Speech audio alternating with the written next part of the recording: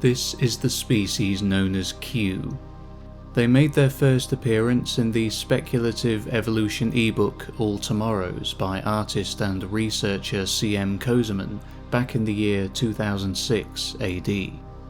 They are to be considered extremely dangerous and incredibly hostile. While close quarters combat with an individual Q is not at all recommended, it is possible to defeat them with the use of advanced weaponry.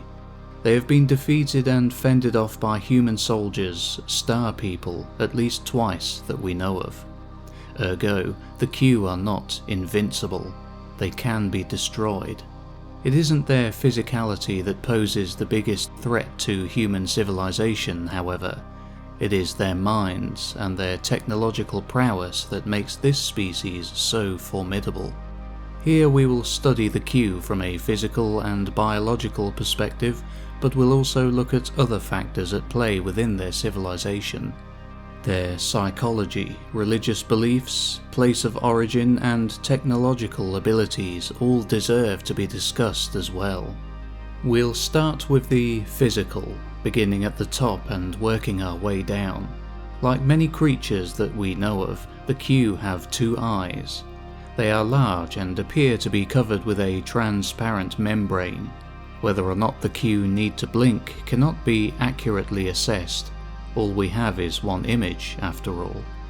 But it could be postulated that they possess a nictitating membrane that slides across their eyes to prevent them from drying out, similar to most avian species found on old Earth. Then again, it could be suggested that they do not need to blink at all. The development of their physical form has not been left solely to the forces of nature, after all. The Q themselves have had a hand in how they turned out, through the use of genetic manipulation, but we'll come back to that shortly. And again, we can only guess at how good the Q's eyesight would be. My view is that it would be as close to perfect as they could possibly make it. The eyes sit on the ends of two optical stalks, which themselves sit on a defined head. In the middle of the head there appears to be a nasal cavity. Below are two small triangular protrusions, ears perhaps, or some other sensory organ. If the Q have eyes and a nose, they could easily have ears. And in this vein, we can see that the Q have a mouth. On the outside are two insectoid mandibles. Again, much of what we are doing here is speculation, and so we can only guess at what the Q's eating habits would be. The same goes for the methods of communication.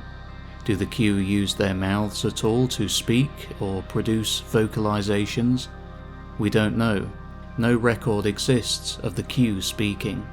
The torso is fairly small in relation to the head and would likely have been designed to be as light as possible, as attached to the body are 4 wings. The Q is a flying species.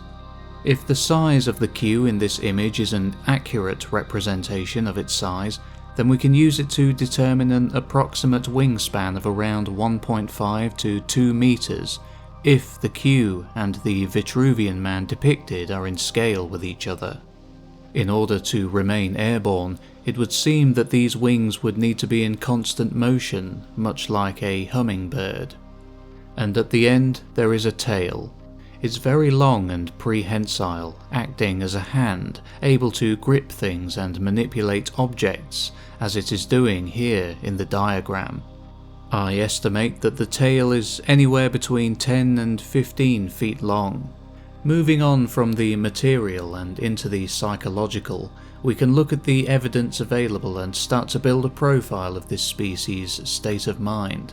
The Q are fully sapient and possess an unimaginable level of intelligence, as shown by their ability to travel across the galaxy.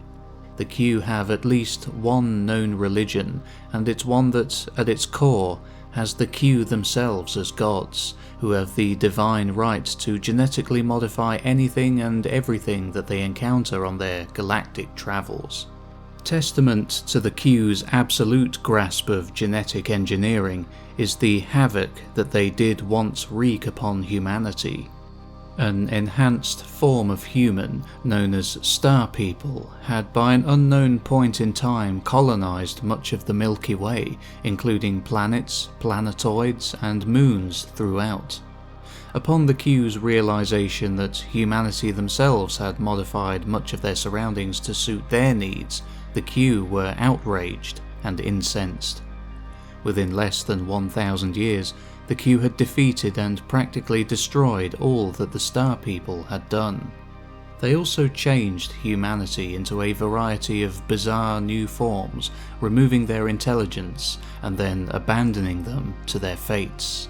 It's safe to say that this species is deeply zealous in its belief in its own right to rule the entire cosmos. Megalomania at its finest. Owing to the Q's loosely insectoid appearance, it could be postulated that this species operates within a hive mind mentality. If its only reason for existence is to conquer, subjugate, change and destroy, then independent-minded, free-thinking individuals are hardly the direction that the Q, who genetically designed themselves, are going to go in. Alongside genetic engineering, the Q have also mastered nanotechnology. In the image, we can see that the Q here is flanked by two strange, smaller forms. The one on our left is a nanotechnological drone, and the one on our right is a genetically modified tracing creature. I think it's possible that the tracing creature could be human-derived. Its little hands look somewhat human to me, but I have no way of knowing for certain whether or not this is the case. While the Q's method of genetically changing living beings has never been fully uncovered, it might be possible that their two favourite technologies work hand in hand. If they unleash countless trillions of nano-machines onto a world, each one tiny enough to meddle with DNA strands directly, then it could be the method they used to create nightmarish beings from humanity. But, so far, this is no certainty. We also cannot be certain where the Q came from, as they are described in the book as being galactic nomads who travelled from one spiral arm to another. It would seem that the Q actually originated in the same galaxy as us.